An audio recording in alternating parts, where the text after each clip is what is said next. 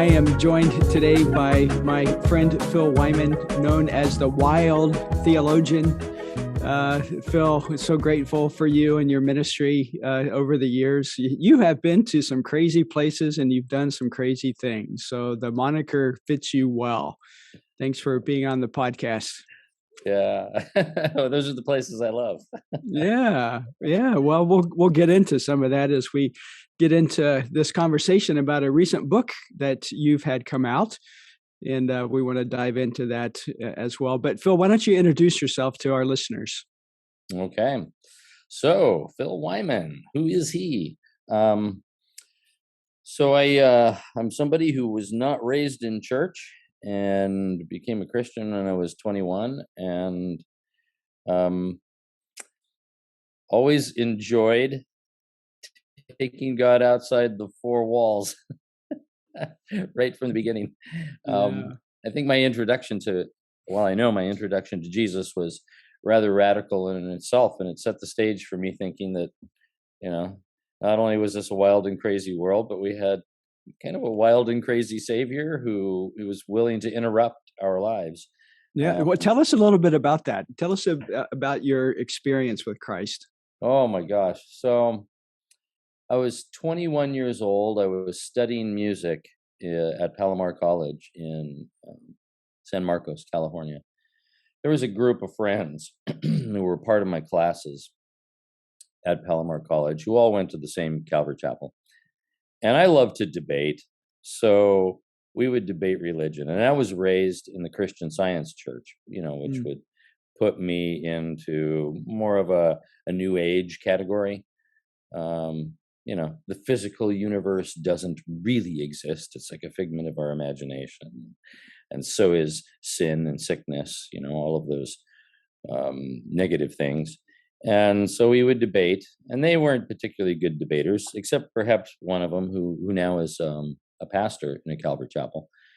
And so one day in, all this debating, they just kind of stopped talking much to me, probably because they thought, he's getting argumentative. I just love to debate, and if you love to debate, people think you're arguing when you're just having fun, right? Right. And that's me. Yeah. So I was driving down the road in my little red Ford Courier and coming near the intersection of Highway 78 and Center City Parkway. I sensed the only way I can describe it is I sensed coming from outside the front window of the truck an invisible hand moving toward me. You don't duck an invisible hand. Yeah.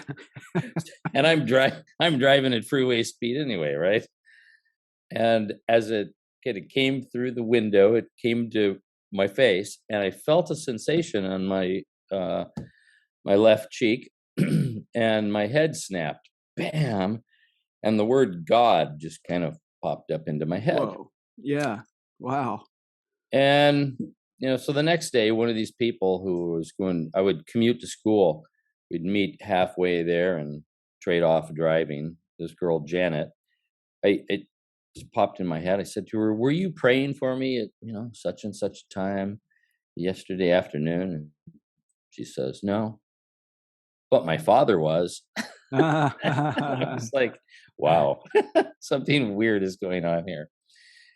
About 2 weeks later, I went to this Christian concert with my little brother had been going to church, and he wanted to see a Christian concert, and he needed a ride, so I took him and his friend, and I decided to stay. I wasn't particularly thrilled about the music.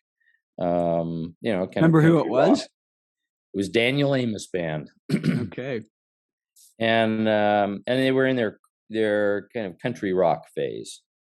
Then they've gone through rock and roll, and they did country rock, and they were in their country rock phase. And I'm not a country guy, but they stopped the music, and I think it was the bass player stood up to the mic, and as he got to the mic, I can't tell you a word he said. but an invisible hand was now coming from the other side. First, it Uh-oh. came from my left. Now it's coming from the right. I feel it. I'm sitting in a crowd of people and, and trying to pretend nothing's going on. And this invisible hand, because that's all the way I can describe it, because my brain knew that's a hand. I can't see it. Yeah. And it's coming my direction. And the same thing, a sensation on the right side of my face, and goes past and my head snaps like that. And the words, Jesus died for you. It was like they were on a ticker tape that Uh-huh. ran in one ear and out the other. Now, the Wow. strange thing was, I had actually been thinking about those words because, raised as a Christian Scientist, you don't think about the sacrifices of Christ as a substitutionary thing that takes the place of your sins, right? Right. Yeah. Um, and so, because in a very real sense in Christian Science, he was not the way, but the way shower, and we can Uh-huh. all be like him. And of course, that is true, that we need to model our lives after Jesus, but it's a very limited view of the actual power of the cross, right? Mm. And so, in that moment, I could not have stated to you the word substitutionary sacrifice, which I just had a hard time saying, or applied to it all the dynamics of um, of the, whether it's Christus Victor or all the Right. theological terminology that we have that goes with the cross. But it was as though it was downloaded to me that he took my place, and I should have been the one Mm. who died. Right? That was all going in my mind, and I'm sitting in the seat with my hands on my knees, shaking, trying to pretend that nothing just happened. And I Wow. took that experience, and for about 2 weeks, I sat on it, like, what am I going to do with this? If this is true, I have to start over life in an intellectual sense. I have to start life over as though I'm a kindergartner. Mm. I don't know anything about life if that's true. so, so I've always had this sense of a wild God Yeah. willing to interject himself into our lives. Um, yeah, so Wow. Yeah, what a great story. that's Boy, and that just makes the rest of your life, at least what I know about your life, makes sense yeah, because yeah. you've There's done a some lot of pretty my wild life has things. been framed around that Yeah. experience. Yeah, talk about that a little bit. So, because of that, a lot of my experience in church life has seemed, despite the fact of being a pastor for 22 years. Was that? No, no, no, no, no. Sorry. To No, it was 14 years, 32 years. Wow. Despite the fact of being a local church pastor for 32 years, there was always a sense that what happened in church was far tamer than a lot of the things that God wanted to release. Uh, And that's, despite the fact that I was a Pentecostal pastor. I was mm, pastoring in the Foursquare Church for all of that time. First in Carlsbad, then in Salem, and I went to Salem, Massachusetts, because it was a wild and a weird place. mhm. And so I was always informed by this sense that, number one, God isn't afraid of the wild and the wonderful. He's oftentimes embedded into it, and also that the his capability of interacting with us on a very personal level um, was so dynamic that I didn't have to try and make a God moment, whether I Mm, speak of that as an intellectual thing mhm. or an emotional thing or something that even combined, like in my case, almost a physical element to it. Um, I didn't have to make those happen because he was willing to back me up in anything that I might say, do, or in ways I might serve people. I just had to trust that, okay, God is real. He's omnipotent, omniscient, and omnipresent. Hmm. And so in what I'm doing, I'm just going to wait for God to back me up, which really informs um, my soteriology, Sure. as well as that practical element of our soteriology, which comes about in how we present the gospel. You know, Mm. do we give an altar call and expect somebody, raise their hand, and that's going to be the moment that something great happens? That always felt like I was trying to make Uh-huh. God happen. And I was in a denomination where you like wrote down how many people responded to your altar calls every every Yeah, month yeah. when you turned in the monthly report, right? And I just had a hard time giving altar calls. I was more excited by talking to a person and having that moment where their eyes Yeah, kind of pop open, they go, wow, I never thought about that before. yeah. More than, yes, I'd like to give my life to Jesus. Can I say let's say a prayer together? Um, Yeah, yeah, that's great. That's great. Now I need to make a comment here, Phil, because just for our listeners to know, you're not some wacky Pentecostal charismatic guy. Uh, I'm not.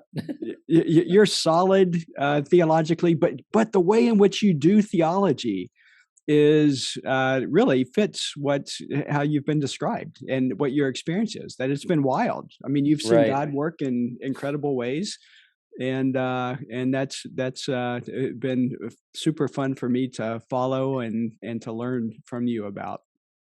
Yeah, and that terminology, wild theology, when I decided to start using it, I I was a bit surprised to find that it was not difficult to find the URL.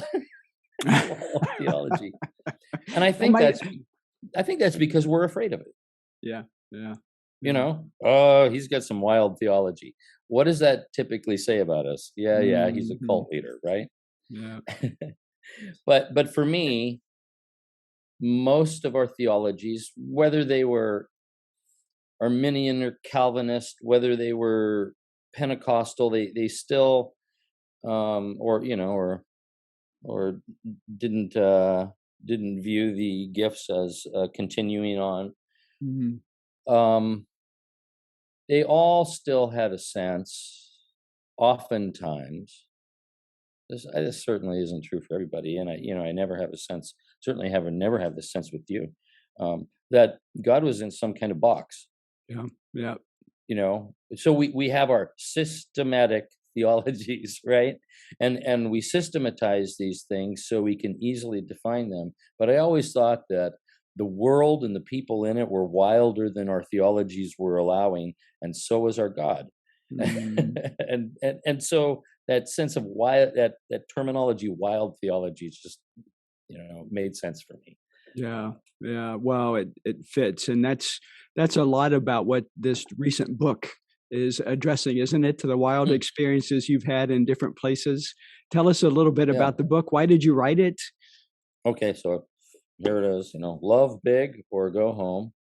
Um, and the cover is rather interesting. That cover uh, was scratched out on vinyl, on I think it's called a linograph.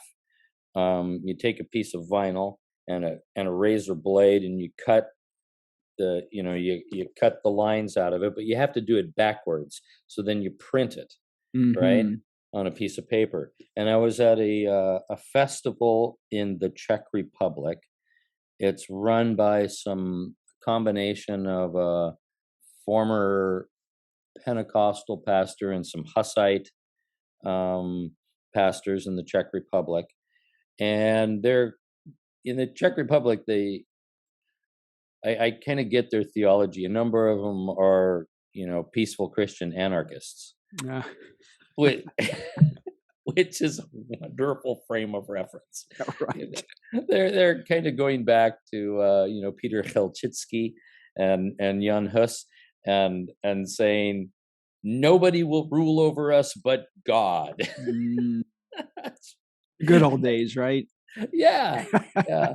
And so I'm at this festival, and somebody, this lady grabs me and she says, "Hey, you want to be part of this and make one of these things?" I was like, "Okay." And I had the idea this book was already being written, and I just scratched out this thing, and so it kind of looks like, in a sense, the cover looks a bit like um, somebody trying to do their own tattoo with a razor blade and ink. Mm, and and so the title "Love Big or Go Home" is based out of the book being framed by those four words: love big, go home.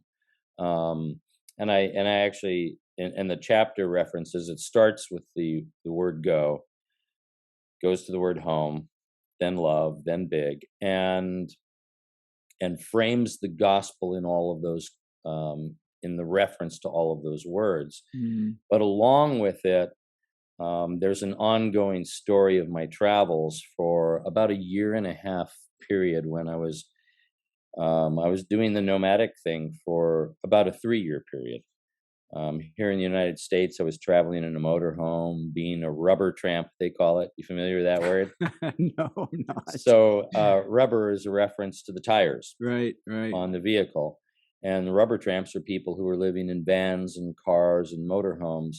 And oftentimes they're staying at state parks in states where you can stay up to 14 days in a state, or sometimes a national park, without paying anything.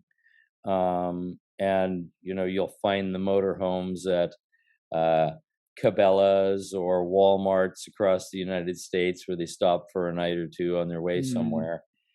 And then of course, during the winter, you find a whole bunch of them, like probably 100,000 people at peak in Quartzsite, Arizona, where wow. it's motorhome mecca during the winter, and they all go there, and there's free camping in the reserves, the desert reserves that are all around there. And then there's the wild place called Slab City. So I would travel around the United States. Took took Priscilla the motorhome to which, by the way, the I was looking for a motorhome. I was going to get an old ambulance and convert it, and then I got a call from Alan Hirsch, and he Ah, said, "We've got this motorhome, and we're moving back to Australia, and Deb and I were wondering if you'd like the motorhome." So, I I was like, "Wow." I'm like, wow. I'm looking on the computer right now for something. Um, and so I picked up Priscilla I picked up the motorhome in Modesto, California. The first thing we did was went to Burning Man, Uh-huh. Oh, and God. uh, and then traveled across the United States to Salem. Did my October there, working with the big Halloween festival. Salem's got 31 days of Halloween and a million visitors.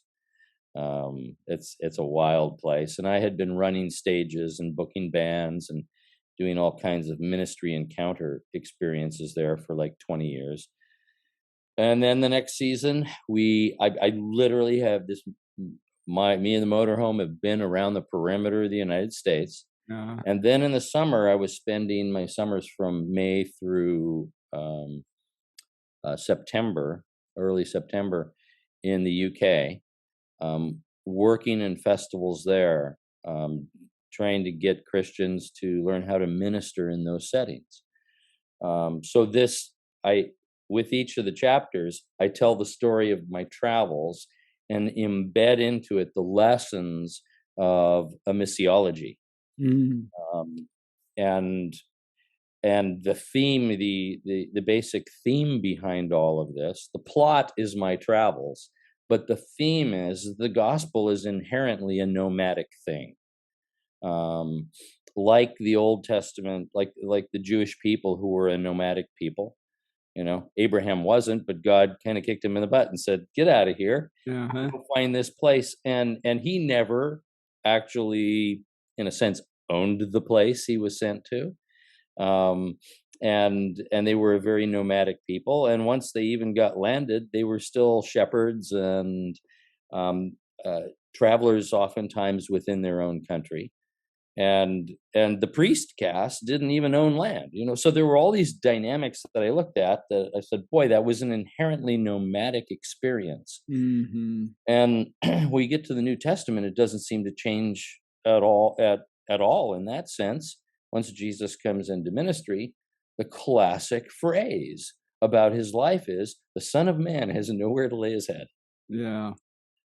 and Yeah. and so Good. they travel for those 3.5 years, right? Um, and so, looking at that, it began to frame within my own mind the ways in which we have a tendency to tame the gospel Hmm. and try to set it into our one place that we're doing things, right? Mm. Um, but and it's not to say that the gospel isn't adaptable to that, but I began to look for and discover things that were inherent to a nomadic system that had application both to those who are moving around and are nomadic, as well as to those who are settled. Wow. How do we take those things and make them um, applicable to church life? How do we take those things and make them applicable to living in my neighborhood and getting to know my neighbors? Mm. What is it about this nomadic? Those were the questions I was asking, because I couldn't get away from the fact that as a nomad, I'm reading the gospel differently now. I'm saying, wow, Jesus is a traveler too. And Yeah. he doesn't know, just like I might be in the motorhome going to the next place and it's far enough away. And I'm thinking, okay, I've got at least two stops before I get to the next place. And I really don't know where I'm going next. Mm. Because I wasn't doing the, looking for the next campground that you, campgrounds are really expensive these days, $75 a pop or whatever it was. I'm living like the nomads, right on the edge, and you look. I've got a little app that tells me, okay, there's a Walmart this far away, and this Walmart does allow you to stay, or it doesn't, Uh-huh. because the city regulations. And That's or great. another one that tells me, okay, in this town, here's a little area where people can, park and not get rousted out by the police. It was, Wow. and when you're on the road, you're meeting other people who are doing the same thing. And you get out of your motorhome, and whether they're in a car or a van, all of a sudden, right away, you go, you're one of me. Uh-huh. We're in this together. And there were things about that just were so gospel like. And so the book is framed in that way. Yeah. Wow, I love that, Phil, because it sounds like to me what you're talking about is how needed it is for us to think about the gospel in terms of connecting with where people are, not reducing the gospel to where we are and what we have confined it to be, but really connecting with where people are. Because that was Jesus's life, wasn't it? As Right, he right, right, traveled, he connected with where people were, and that, right. yeah. Yeah, and I've always, of course, if we've done any kind of mission outside of the place that we were born, then to be effective, we've had to do it with an anthropological missiology. Mm. Yeah, of course it's important for the pastor as a theologian to know his word and to know his God, right? But he also has to know his people. I figure that God is um, the great anthropologist. He understands culture and he knows how to step into it, and Yeah. without um, diluting the gospel, he still can change words and reference things in a way that make more sense within that culture. Mm, So those of us who, take the gospel outside of the confines of our own cultural experience have had to learn to do that same thing, and we struggle with, how do I make this gospel make sense in this context, right? yeah, yeah, um and so now, of course, this is framed, really, it's still, it's not like I, went to Bangladesh or the Congo, or a place that was so radically different. Yet on another hand, where my heart has been for the last 40 years of being a Christian is in the places within our own culture that are the subcultures that are yeah, ignored or feared. And we may not be learning a new language in terms of, well, okay, I am now, and I'm having to become fluent in Welsh because right. I'm moving to Wales. But in our English, we still have, it's as though we have languages within languages. And Yeah, and as we've both seen over the course of the number of years of ministry, what we used to be able to say about the gospel 20, 30, 40 years ago, if we use those same words, people don't hear what we mm, mean. mm-hmm, They hear something else themselves. So now I have to reframe it, right? yeah, And so on the road, ramp that one up with, the travelers, and the UK gypsies, and the group of kids we call the dirty kids here in the United, or they call themselves the dirty kids here in the US. mm, Travel, excuse me, traveling around by foot, from place to place, and they call themselves the dirty kids because they do kind of avoid baths, and yeah, and hippies, and road warriors of various kinds. Within each of those cultures, it's like there's a different language. I've got yeah, a yeah, friend bought me this. I've got this bandana here, which is just fantastic. It has all these little symbols on it, and a meaning for each of them. These are uh, kind of what you might find with the railroad tramps. The guys would hop trains. They would mm-hmm, make symbols in each town, and the symbol. So you got the symbol here and what it means, like, food here if you work, or doctor lives here, will not charge. There's uh, and these have been carved in places around the United States where hitchhikers and train riders would, could leave a message for one another. There's languages yeah, yeah, within our culture, and understanding these things is critical to our presentation of the gospel. yeah, absolutely. I mean, I'm just here thinking, Phil, and I know we've talked about these things and batted around ideas like this, but it seems to me to get to that place, we have to almost recognize that the contextual nature of the language of Scripture.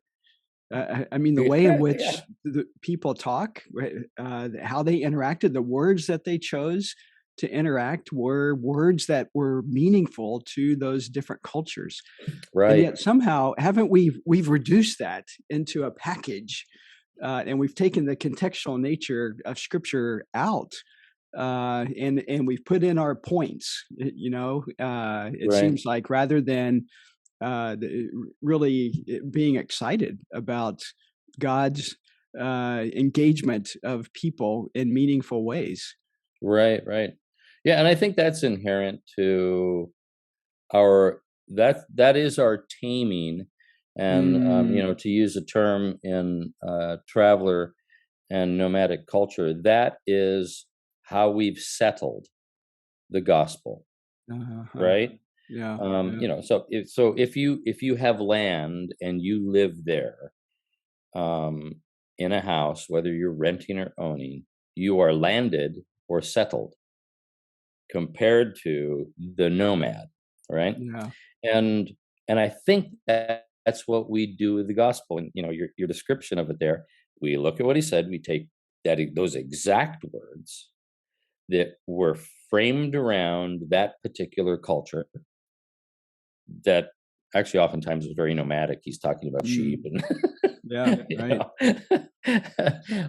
although there were landed elements to it too, talking about planting crops, right?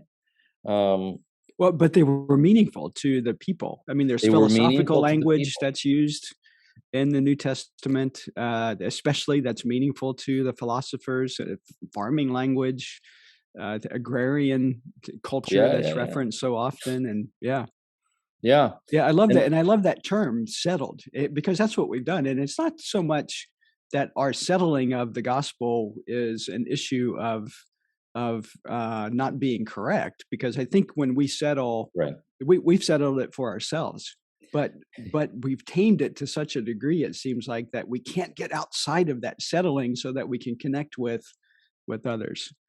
Yeah, and then we're left with a gospel that stays with me and Mm, people like me. yeah.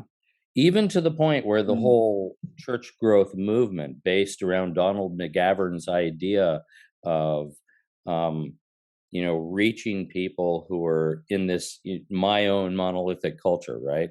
yeah. Um, we're gonna go after those who are similar too. The idea of the It, homogeneous unit principle yeah, that yeah, he. absolutely. Well, what does that do? It allows me to frame the gospel as it came to me. I don't have to change much.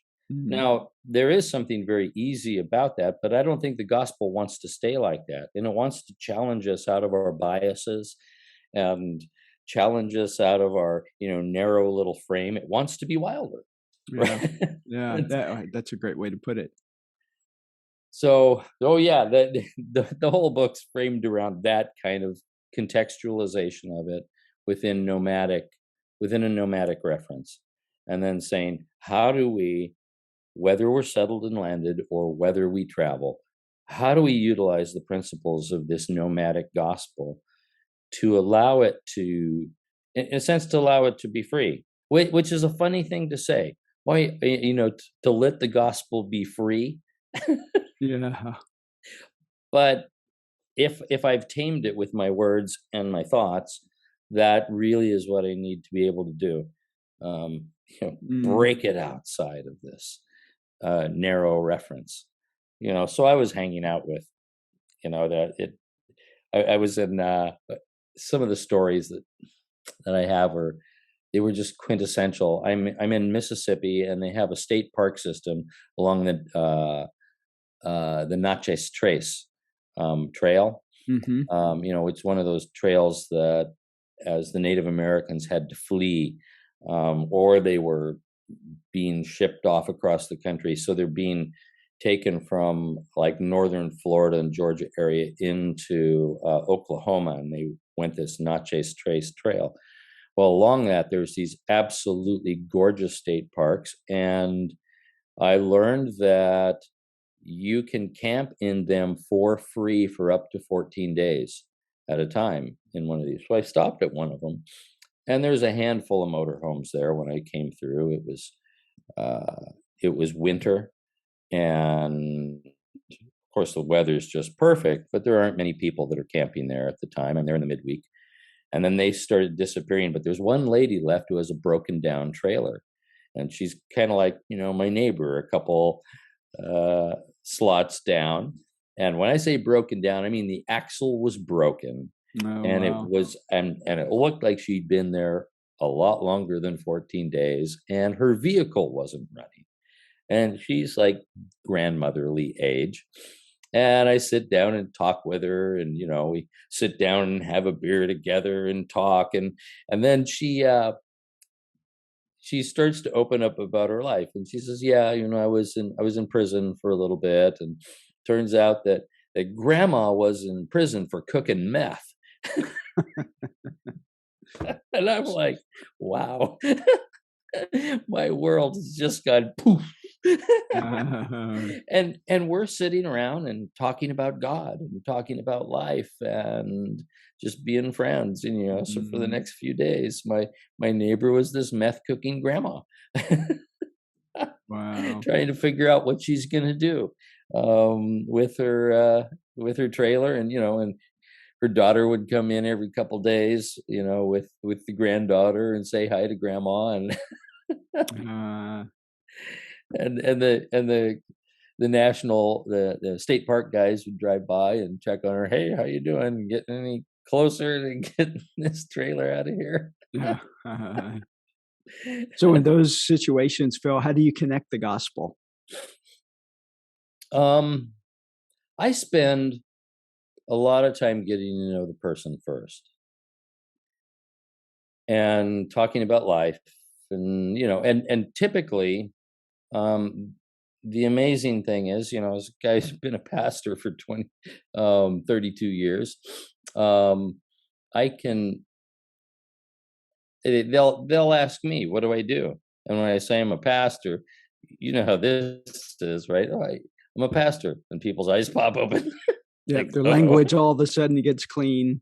Yeah, They yeah. Oh, I'm sorry, I shouldn't have said that exactly. But they can't not say it because it's every other yeah, word is F yeah. bomb in their vocabulary. And I'm like, hey, don't worry about it. So I spend a lot of time getting to know them, because for me that's where the contextualization begins. And Mm, the contextualization is person by person. It's not just me going to another culture. It's person to person, because every person has a different story. Every person has a different upbringing. Every person mm, has a different fear. And every person has a different connection to their sense of what they think Christianity is or isn't. Um, and and so I spend a lot of time getting to know them. And mm, inevitably they come up with a question. But when they find out, hey, this this guy's a pastor, they they begin to throw out a debate, or or a confession, or mm. I these things just kind of naturally pop up. And um we have the statement, that we're uh supposed to be ready to give a word for the hope that is in us, right? Yeah. Well, I don't think we allow time for people to ask those kind of questions. Mm, We're trying to we're trying to inject the gospel into it artificially, oftentimes, rather than waiting for that moment when something happens and we can inject it with meaning. yeah. Or they will ask the question, well, how do you handle that? What do you you know what do I do in this situation? Those are those moments when the we're giving an answer for the hope that's within us. But I think too often we're trying to force Mhm. the engagement, when the engagement within a relationship in which we're loving people and hanging out with them, it naturally comes. And unfortunately that takes time. Yeah. But I learned in Bible college that you have counseling meetings that last for 50 minutes, and then you have that 10 minutes before your next meeting. You even and if perchance you were still somebody who went to visit people at their houses, you kept it short. And that never worked for me, because within that 50 minutes or an hour, you may not have gotten Yeah. any place. You're just In scratching the fact, surface. that's maybe the moment it began to open up. And Mm, so I found that I was typically, I remember feeling guilty about it as a young pastor. It's like, wow, I was told you should try to keep these to an hour so you get things done. But things weren't getting done in people's lives until the hour started. yeah. Yeah. So it was Wow. often an hour and a half was a short meeting, right? And and so by loving people, that's a big part of it. I go through in the book, I go through uh, our orthodoxy and our orthopraxy, but then also, which along with Paul Metzger and John Moorhead, the orthopathy Mm, of our lives, that we have a straight or an orthodox emotion about the people that we're with. yeah. And that doesn't happen without investing time. We don't have orthodoxy without investing time in the Bible. How are we going to have orthopathy without investing time in people? Wow, that's such a good point, Phil. Great Yeah. point. Yeah, in a sense, I almost wait for them to happen. Now in festival settings, I tend to create engagements that want to make people ask questions, um, as opposed to creating things that make them provide a predetermined point I want to make. Mm, So, for example, the first art project we did at Burning Man, we built these 15-foot tall pillars. It was called the Pillars of the Saints, and it was based off of the life of Saint Simeon Stylites, who sat on a pillar for 39 years. uh-huh. And uh, you had to go in a little door that you had to duck down and go to the inside of this 4x4 square pillar and climb a ladder. And then you got to the top and you went out on top, and there's a little rail around the top. And let me turn this noisy thing off, sorry. And you would shut a trap door and you'd be up there by yourself. And we told people the story of Simeon Stylites. We had a little flame bowl and some flash paper, and they would write on the paper what hindered them from hearing the voice of the Spirit. We didn't define the voice of the Spirit. We just said, go up there and listen, right? For something. They'd write it down, they'd crumple it up and be all meditative, and when they threw it into the fire, they were ready for it to burn slowly. But it was magician's flash paper. It just went poof. Uh-huh. and people would gasp, whoa. Some people started crying because, Uh, because they invested so much into that moment. And then they'd climb the pillar and we'd say, go up there and listen for a voice and don't come down until you hear what. And then we gave them a pen, and the walls of the pillars were designed they were just white, and they were designed to be a place where they could write what they heard. And so we had dozens and dozens of these, and I thought, oh, this is very experimental, because they could hear some really weird things at Burning yeah. Man. It was amazing how God showed up. It was like you rode on on those desert winds, and the things people were writing were just so gracious and beautiful. Mm, Um, and and that's the kind of thing I love to encourage, is how do I get the other person to open up their lives and share their lives?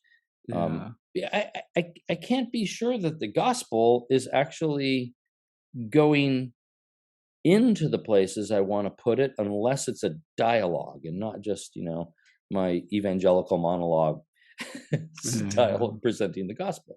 Yeah. Well, I think you're spot on, Phil. This has been fantastic. That story is in your book, I'm sure, along with Um, many other stories. many other stories like that, stories just like that are in the book. Yeah. Yeah. And the book is out. The book is out in print. You have to pre-order um, the Kindle version of it. So you can find it on Amazon. It's out, and the Kindle version will come out on May 4th. May the Okay. 4th be with Yeah. you. Good timing for that Yeah. one. And so, Same Phil, day I if land in the UK and begin life and ministry there. oh, good. And so, Yeah. if people want to get in contact with you, Phil, what's the best way? Uh, I'm on both Facebook and Twitter, pkweiman@gmail.com. and you can find me at burningreligion.com as well, which Okay. is the title of another one of my books. So those are places to find me. Good. Well, this has been great. We're talking to Phil Wyman. Love Big or Go Home is his recent book. And we want to encourage you to go to Amazon.com and look that up and buy it. You will be blessed by the stories that Phil shares. Phil, it's been great to have you on. Oh, man, thank you. Appreciate you, brother. Appreciate your work. Likewise. I definitely appreciate what you're doing with ecclesiology.